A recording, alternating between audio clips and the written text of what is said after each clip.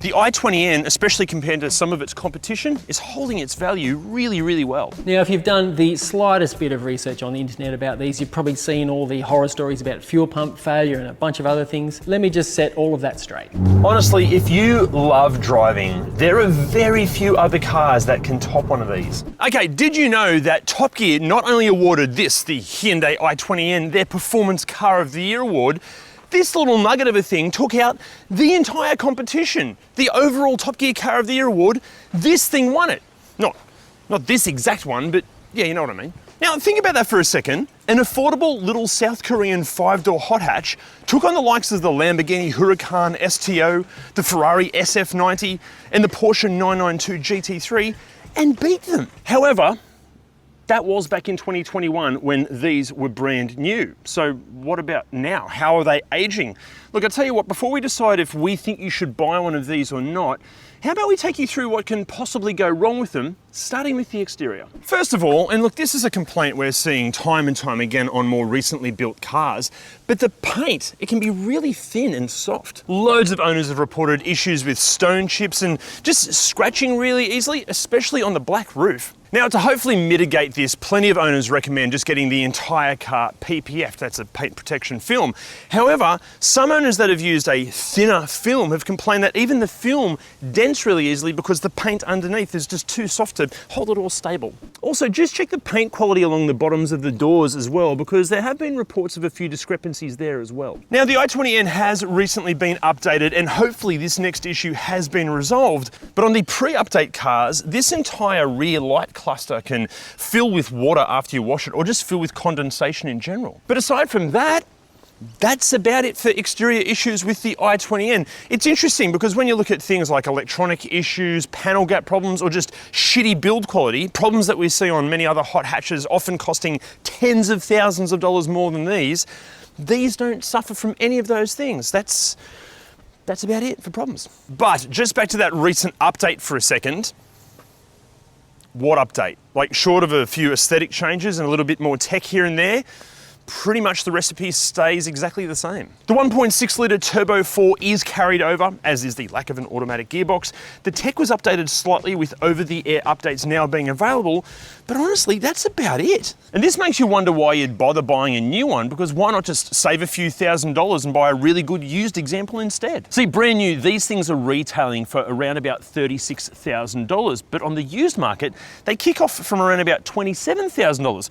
Granted, that will be an early 2021 model with loads of Ks on it, but still, it's a decent saving. But let's say your budget is $30,000. Well, at a stretch, this might get you into an okay condition 2022 example, but you've got to remember, thanks to Hyundai's excellent 5-year warranty, it's still going to have a couple of years of factory support left on it. Although, the other way to look at this is why not just spend the extra $6,000 and get a brand spanking new one with a full factory warranty on it. But look, no matter if you're buying new or used, all of this goes to show you that the i20N, especially compared to some of its competition, is holding its value really, really well. For example, take a 2022 Volkswagen Polo GTI. When brand new, these retailed for around about $39,000. These days, that GTI's average sale price is around about 30 grand, whereas a 2022 i20N, well, they're swapping hands for more like $35,000. Think about that. The Polo GTI used to ask $4,000 more than these when brand new, but these days, on average, they're selling for about $5,000 less. So maybe the smarter financial decision is to avoid the German, although the Polo GTI is actually made in South Africa. Actually, just on that point, these aren't made in South Korea, these are made in Turkey. Anyway, let's talk about the looks for a second, and I understand, obviously looks are supposed to be subjective, but I mean, come on. This is such a tough looking nugget of a little car. This is very, very nearly exactly what a little hot hatch should look like. Now, I say very nearly because, quick warning, I'm about to say something very controversial here. I'm not a fan of the little red highlights everywhere. I totally understand that's a whole Hyundai N thing, but look at the dragon red examples of these and they don't have the red highlights. And for me, they just look a bit more bit more subtle, a bit more sophisticated. And I think that's what makes a great hot hatch cool. It's when they just hint at their performance chops. Without the red accents, it looks like it's just suggesting that it might be something special. And that's cool. But with all these like red accents going on, I just feel like it's the car shouting, hey everyone, look at me, I'm fast, I promise. Also, on the right aftermarket rims, these things can look amazing. Also, sometimes aftermarket rims can equate to being lighter rims, and that's going to reduce the car's unsprung mass, and that's always a good thing. Also, lowered just a little bit and fitted with some quality aftermarket suspension parts like those from Whiteline. Honestly, Whiteline have a huge range to choose from. Not only will it look even better, it will somehow handle even better, and that's saying something because these things are amazing to drive. Now, the hot tip here when it comes to buying aftermarket parts and accessories and checking out the full Whiteline range for these, or really any car, is to check out our mates at Automotive Superstore. All you've got to do is type in your rego and the Automotive Superstore site will display exactly what's going to be best suited for your car. And while you're there, why not check out the other 400,000 plus parts and accessories that are also available? We love them, so will you. Check them out, the link's below. Now look, the other people you need to check out are the Hyundai owners groups and forums, because honestly, this community is amazing. They were instrumental in helping us put this video together, and I've been to a few of the events, and honestly, they're right up there with the likes of Lotus and Porsche in terms of advice and camaraderie and just respect amongst owners. Bloody legends. Also, it's not just the owners groups and forums.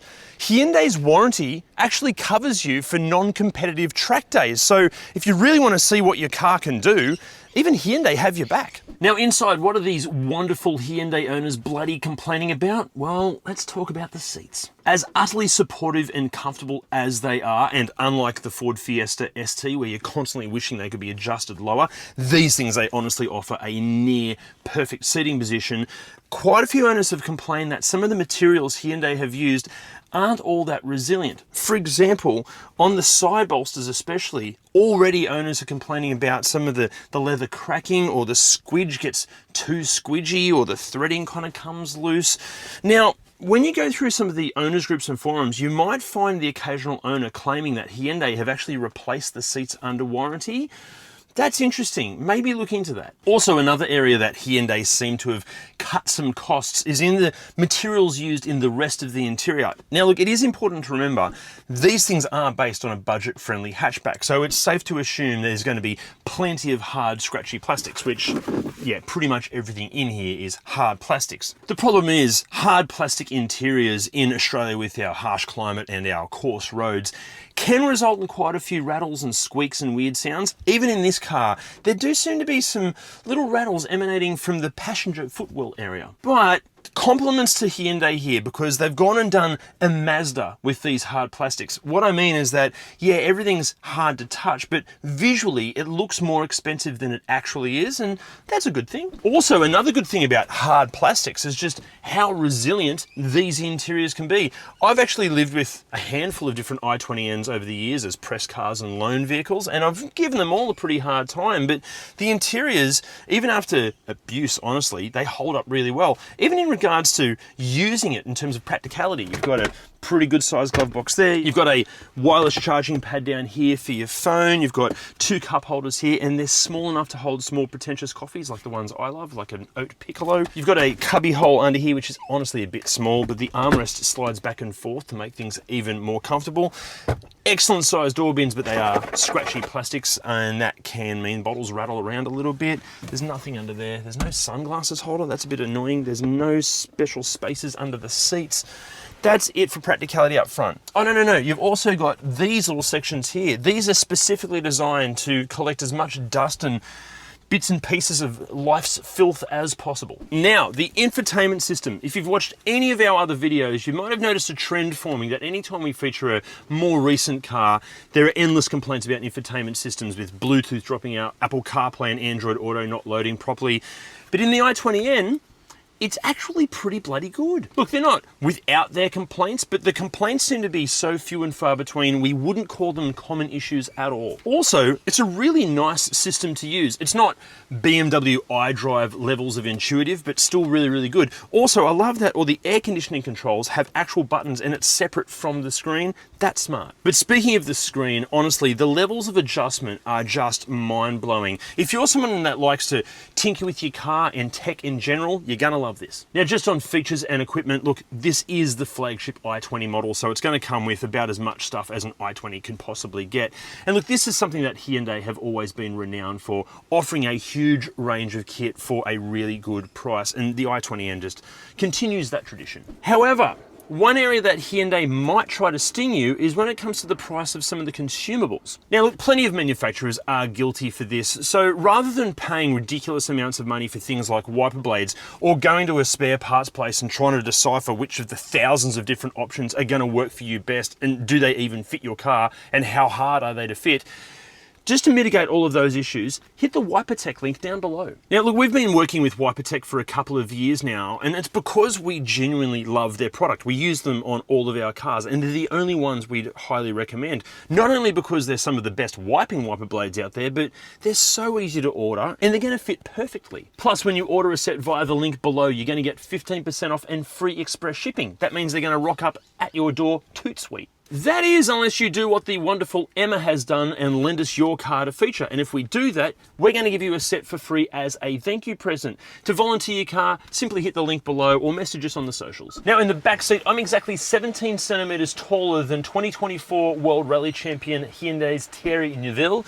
This is in my driving position, and it's okay for a car this size. My knees aren't hitting the back of the seat, that's a good thing. Footroom is a little bit on the limited side, but the windows are an okay size, so it doesn't feel too claustrophobic in here. Seats, comfortable enough, a little too bouncy maybe, and really no lateral support, but it's okay. And then as far as features and practicality in the back seat, not a whole lot.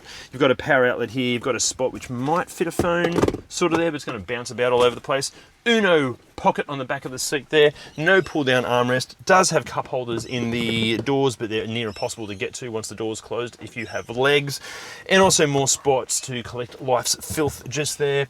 That's about it. However, a few owners have had some complaints back here, especially in the earlier models. The rear seats can rattle and carry on. The problem here is that the little latch that holds onto the hook for the seat when it's in the upright position, sometimes it's not tight enough and that kind of rattles around. There are some super easy fixes for this. Jump on the owners groups and forums, it'll explain everything. And then in the boot, actually quite good. There's a little bit of a load lip here, but the opening aperture is quite large. Also, there's more storage under this boot floor, and unlike some other cars in this class, like my Fiesta ST, the seats actually fold flat. There's no load lip there, and that's a bloody good thing. So you'd think that winning Top Gear's Performance Car of the Year award would equate to this car being basically perfect to drive, right? Well, unfortunately, that's not necessarily the case. Firstly, the turning circle. Look, it's fantastic that this car has a limited front diff, and it's going to rip you out of corners like nobody's business.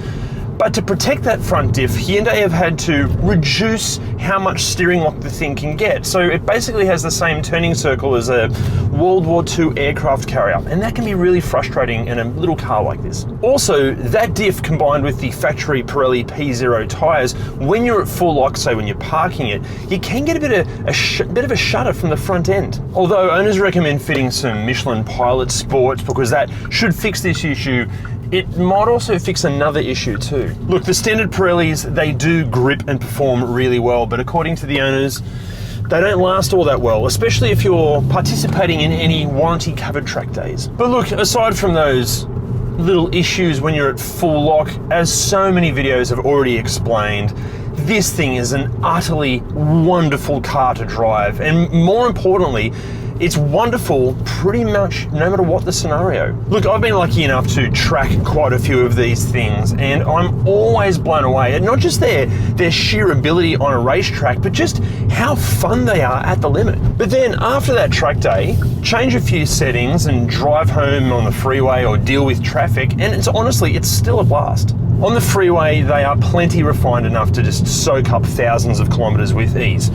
Okay, the road noise and the pretty firm ride can get a little taxing, but it's not a nightmare. But then in traffic, this torquey little engine and the phenomenal steering, it makes things like changing lanes to merge really fun, let alone dispatching with any roundabouts. Even when it comes just to reverse parking it, because the vision out is really good and it's got parking sensors and a really good camera and this phenomenal steering, honestly, it makes even a boring reverse park kind of entertaining. Look, you got to remember, the i20N, it beat some of the best from Ferrari and Lamborghini and Porsche to win that Top Gear award. And yeah, even used, I totally agree. This is a phenomenal driving package. Honestly, if you love driving, no matter what the budget, there are very few other cars that can top one of these. That is, unless it stops working, because there are a few reports out there of mechanical issues like faulty fuel pumps. What's the story there? Well, unfortunately, I can't answer that question because I'm not a qualified mechanic, but Jim is. As I alluded to at the start, yes, they do have fuel pump complications. You get the dreaded P0088 fault code, which is telling you your fuel pump is on the way out or it's already failed. Another indicator is, it's very subtle, you might notice that you're broken down on the side of the road. Typically only before Feb 23, that's when all the problems occurred. It's not a design issue, it's basically a manufacturing fault with the actual fuel pump. And all of them done under warranty. In fact, there's a recall now that pretty much covers it. Another common problem a lot of owners complain about is a horrible rattle coming from the rear bimodal exhaust valve. Basically what happens there's a spring that fails and the whole thing just rattles, and sometimes it doesn't open or close. Pretty common. Now, if it's out of warranty, Hyundai will sell you the whole valve, and it ain't cheap, but you can actually buy an aftermarket spring to repair the one you have, which is significantly cheaper. And that can actually be a fun little DIY project if you're that way inclined. Look, the wheel bearings on these, there's a bit of anecdotal stuff going around on these. Personally, I don't think they fail any more frequently than any other car in this segment. Although if you are doing track days and you've got big sticky tyres on it, well then you might wear them out prematurely. But they're actually not expensive nor difficult to fix. The transmissions in these, there are a few complaints about the synchros not being up to scratch, basically crunching between gears. Look, if you just drive with a bit of mechanical sympathy, you can drive around it and it's not really an issue. Also, some people complain that the clutch wears prematurely. I would also say that's probably something to do with the driver technique. But having said that, if you have one of these and it has modifications, well, yes, you are likely to break transmissions and wear out clutches. So any modifications are likely to take its toll on the car. And speaking of modifications, if you're looking at one, just make sure, I say this all the time, make sure the modifications have been done well with good equipment. I can't emphasize that enough. Shitty mods can destroy a car. Thankfully also, the manufacturers here recommend a very sensible service interval of 10,000 Ks, but if you're tracking it, maybe do that more frequently. And also, although they say you have limited warranty if you are doing track days on these, just be careful. If it's had modifications, that actually can void your warranty. So just keep an eye on what's been done, because you don't want to void that warranty. But here's the thing, before we decide if we think you should buy one of these or not, there's something else possibly negative that we need to discuss. In Australia, the i20N is one of the very few true performance cars that are approved for P-plate use. Plus, it's relatively affordable and it has a constantly growing aftermarket and tuning scene. And see, this means that quite a few of these on the used market have just been ruined with shitty mods, or maybe they've been driven by youths that have as much mechanical sympathy as they do driving talent. And that's very little. Do not, I repeat, do not buy an i20N that has suffered in the hands of these dickheads. Look, yes, it's an incredibly resilient platform, but there are plenty available on the used market. So just buy a good one, preferably that has been owned by a mature and caring enthusiast, and obviously have a full pre-purchase inspection carried out.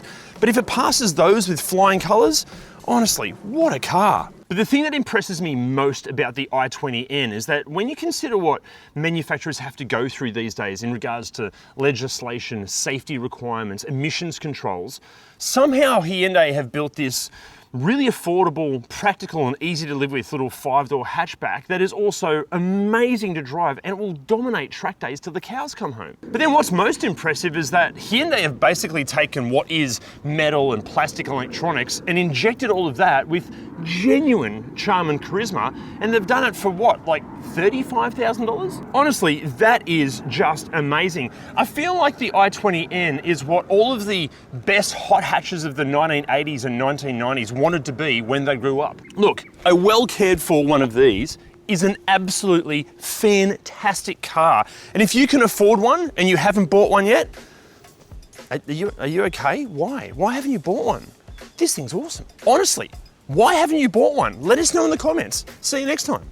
Now inside, what are these wonderful Hyundai? Oh, dude. But on the used market, they kick off from around, because look, they were instrumental in, slow down.